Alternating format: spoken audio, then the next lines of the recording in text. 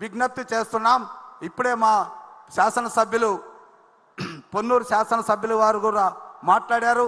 మేము లోకేష్ బాబు గారికి ఇంకా క్రియాశీలకమైనటువంటి బాధ్యతలు పార్టీలో అప్పచెప్పి వర్కింగ్ ప్రెసిడెంట్గా ఆయనకు బాధ్యతలు అప్పచెప్పాల్సిందిగా కోరుకుంటూ ఆ తీర్మానాన్ని మన్నించవలసిందిగా మా జాతీయ అధ్యక్షుల్ని కోరుకుంటూ ఈ అవకాశాన్ని కల్పించిన పెద్దలందరికీ నమస్కారాలు తెలియజేసుకుంటూ జై చంద్రబాబు నాయుడు, జై చంద్రబాబు నాయుడు, జై లోకేష్ బాబు, జై లోకేష్ బాబు, ఎన్టీఆర్, ఎన్టీఆర్, జై తెలుగుదేశం. రామాంజనేయులు గారికి ధన్యవాదాలు. అంధకారంలో ఉన్న ఆంధ్రప్రదేశ్లో వెలుగులు నింపేందుకు అహర్నిశలు కృషి చేస్తున్న గౌరవ ముఖ్యమంత్రి చంద్రబాబు నాయుడు గారి ఆధ్వర్యంలో విద్యుత్ రంగంలో విప్లవాత్మక మార్పులు తీర్మానాన్ని ప్రవేశపెట్టవలసిందిగా అద్దంకి నియోజకవర్గంలో ఓటమి లేని నాయకుడు, వరుసగా 5 సార్లు గెలిచినటువంటి నాయకుడు, సోదరుడు విద్యుత్ శాఖ మంత్రి వర్యులు గొట్టిపాటి రవికుమార్ గారిని మాట్లాడవలసిందిగా విజ్ఞప్తి చేస్తారు.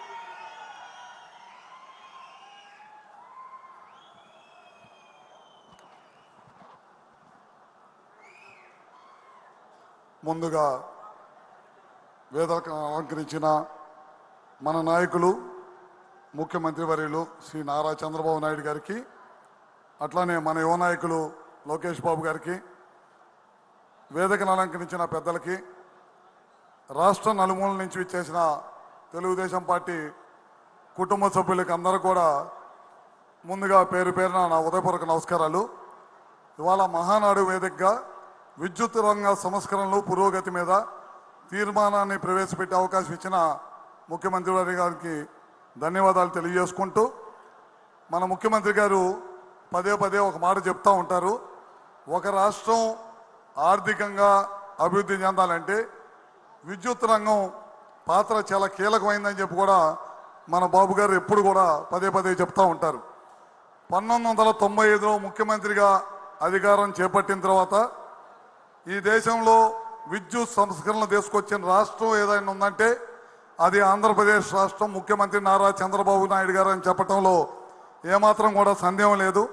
అదేవిధంగా రాష్ట్ర విభజన తర్వాత, విభజన ముందు 2004-14లో ఈ రాష్ట్రంలో విద్యుత్ వ్యవస్థ పరిస్థితి ఏ విధంగా ఉండేదో మీ అందరికీ తెలియంది కాదు. రోజుకి 5 నుంచి 6 గంటలు కరెంటు కోతలు, అదేవిధంగా ఎక్కడన్నా వ్యాపారస్తులు సాయంత్రం పూట పవర్ తోటి ఇండస్ట్రీస్ నడపాలంటే విపరీతమైన ఫైన్లు వేసే పరిస్థితిలోకి విద్యుత్ వ్యవస్థని తోసేయబడిందన్నమాట. అదేవిధంగా 2014లో రాష్ట్ర విభజన అయిపోయిన తర్వాత ముఖ్యమంత్రి నారా చంద్రబాబు నాయుడు గారు తెలుగుదేశం పార్టీ అధికారంలోకి వచ్చిన తర్వాత ఈ రాష్ట్రాన్ని మిగులు విద్యుత్ రాష్ట్రంగా తీర్చిదిద్దిన ఘనత మన ముఖ్యమంత్రి గారిదని చెప్పడంలో ఏమాత్రం కూడా సందేహం లేదు. 24 గంటల కరెంటు ఇచ్చే కార్యక్రమం తీసుకొచ్చిన రాష్ట్రంగా మిగిలిపోయింది. ఈ రాష్ట్రం మళ్ళీ మన పార్టీ అధికారం కోల్పోయే నాటికి ఈ రాష్ట్రంలో మిగులు విద్యుత్ రాష్ట్రంగా పేరు ఉండేదన్నమాట. 1919 నుంచి 24 కాలంలో